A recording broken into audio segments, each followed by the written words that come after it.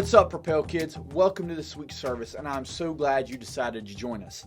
Now, we are concluding our series, Reconnect. And in this series, we've been talking about a really big thought called peace. Now, can you shout out what you think peace is? Come on, let me hear you. Okay, I heard a few answers out there, but if you're struggling with it, let me help you out. Peace is proving you care more about each other than winning an argument. And throughout this series, we've looked at that. The thought of not always wanting to be right or not always trying to get back at people, but making peace. That's what Jesus called us to be, peacemakers. And that's what we've been looking at throughout this whole series, and I hope that you're learning. And we've been learning a verse that helps us out with this. Here's what it is. Romans 14:19. So let us do all we can to live in peace, and let us work hard to build up one another. And kids, when Paul wrote this, he didn't just write it for people back in the Bible. He wrote it for us as well. And what did he say? Do all we can. Do whatever it takes to make peace, to build each other up. We spend too much time tearing each other down, just trying to be right, just trying to prove a point, just trying to win an argument. That's not making peace. Jesus has called us to make peace. And ultimately, in this whole series, what we're really learning about is that reconnection to God. How Jesus dying upon a cross for each and every one of us, that reconnected us to God and made peace between us and God once again. And I hope you're getting that, kids, and I hope you come ready. If you are ready, let's sit up tall so we can get started. It's game time.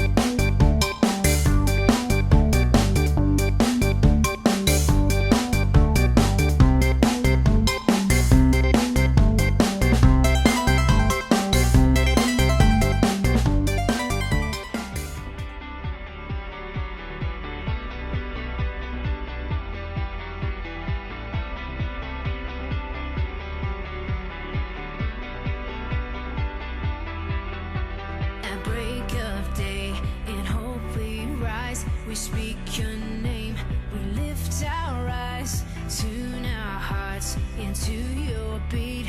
Where we walk, there you'll be, with fire in our eyes, our lives alight.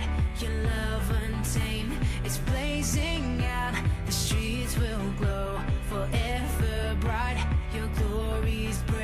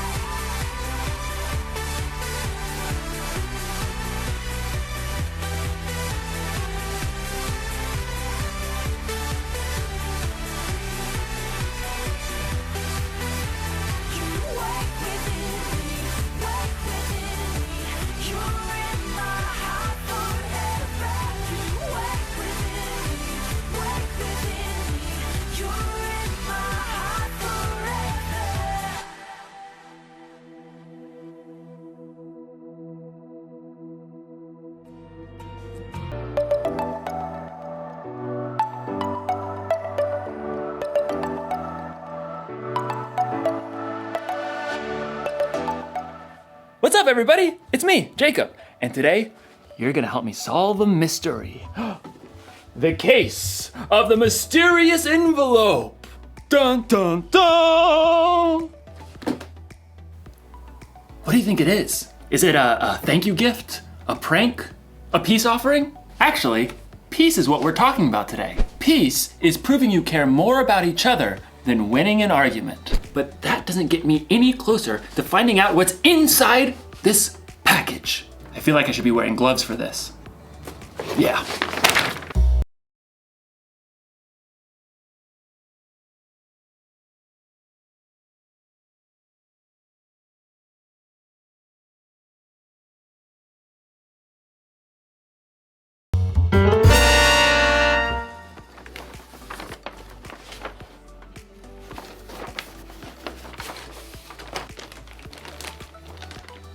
Monkey bridge?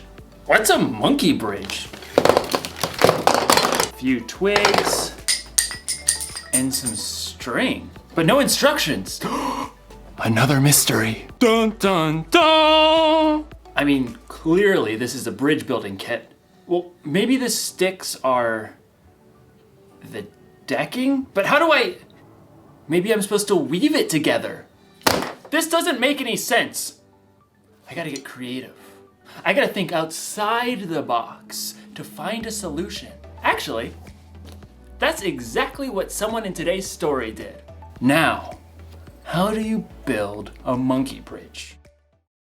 The Bible. It's 66 books of history, stories, letters, and poetry that fit together to form God's one big story. The epic adventure of how He created us and loves us so much that He made a way to rescue us. As we travel through the Bible, from Genesis to Revelation, we discover people who met God and found their lives changed forever. Now, for an amazing story, inspired by the book of 1 Samuel, chapter 25. God had promised David would be king, but for now, King Saul ruled Israel. David lived his life on the run, followed by a group of misfits who had become friends and servants. One day, they arrived in the desert of Paran, near the land of a wealthy man named Nabal, who owned 3,000 sheep. We'll set up camp here, man. At first, Nabal's servants didn't know what to think. Too many strangers around these parts. We've had food and sheep go missing. But David's men were honorable. They didn't try to steal from the shepherds. In fact, David protected Nabal's shepherds from any harm. Stay as long as you like, my friend. About time for sheep shearing, isn't it? Oh, yes. Nabal will hold a grand feast when it's all over. Your men have helped us, so they should share in the celebration. David called for 10 of his men and gave them a message to send to Nabal. On it. David's messengers hurried up the mountain to Nabal's estate and were brought to stand before him. Well, what do you want? Nabal sneered down at the men while he continued to chew on a fine leg of mutton.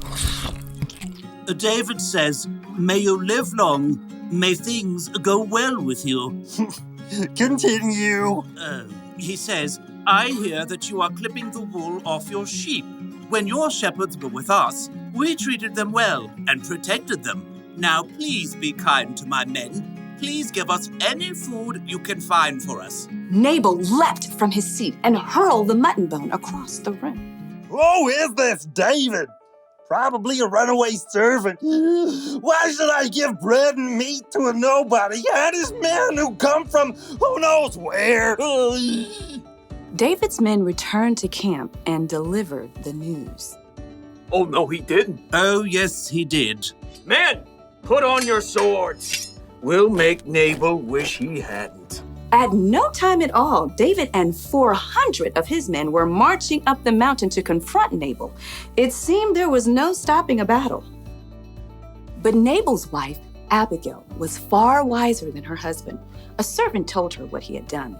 David sent messengers asking for food, but Nabal shouted and was rude to them. Go on. The whole time we were near them, David's men were good to us. They were like a wall, keeping us safe. You've got to do something now, or terrible trouble will come. There's no time to waste. Abigail quickly directed her servants to gather supplies and put them on donkeys. 200 loaves of bread, Check. 5 sheep, Check. 1 bushel of cooked grain, Check. 100 cakes of raisins, and 200 cakes of figs. Check. And check. Well, you go on ahead. I'll follow. The donkeys, loaded with good food, started down the mountain. Abigail got on her donkey and followed. From the valley, David and his men were approaching. Everything we've done has been worthless. I watched over this fellow's property, but he's paid me back evil for good. We'll wipe him out.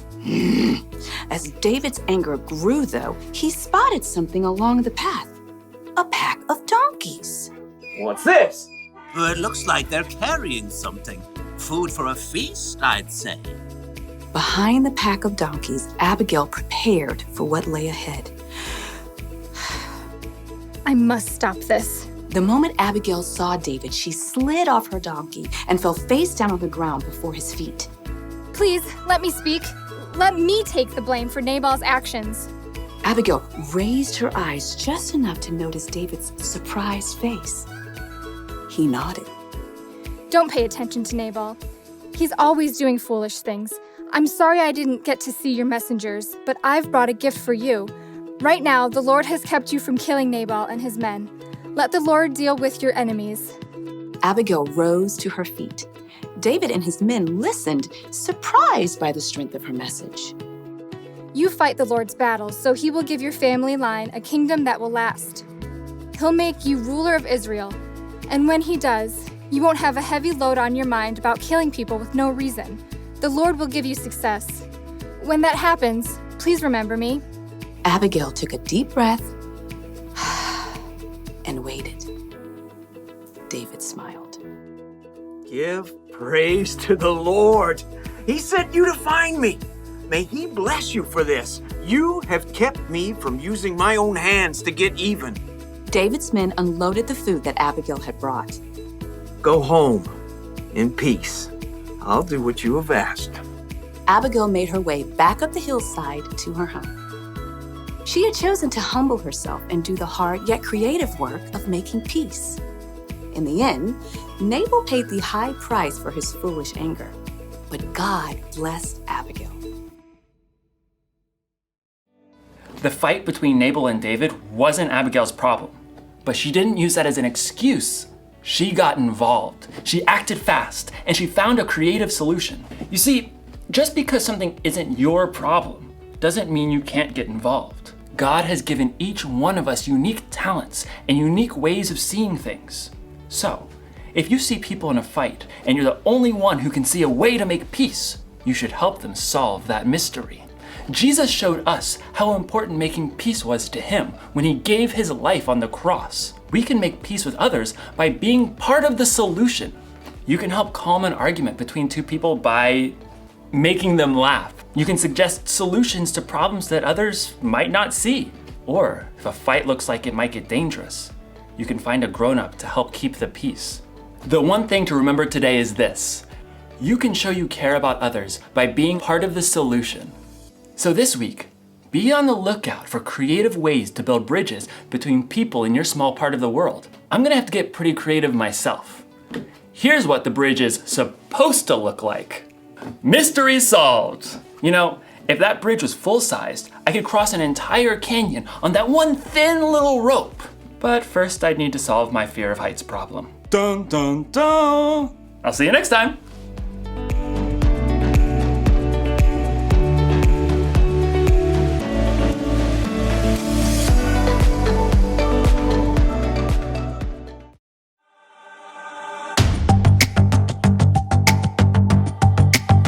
You're my courage, I don't have to be afraid. You're my fortress, no matter what comes my way.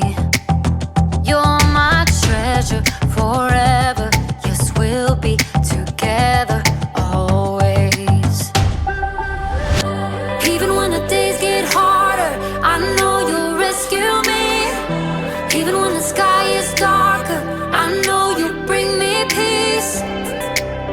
You are my strength, you are my savior. Oh,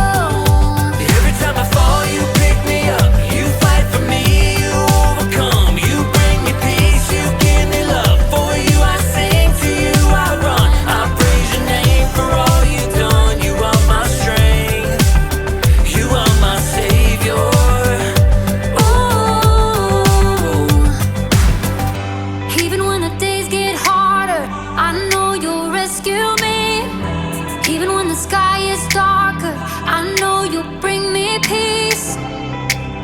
You are my strength, you are my savior.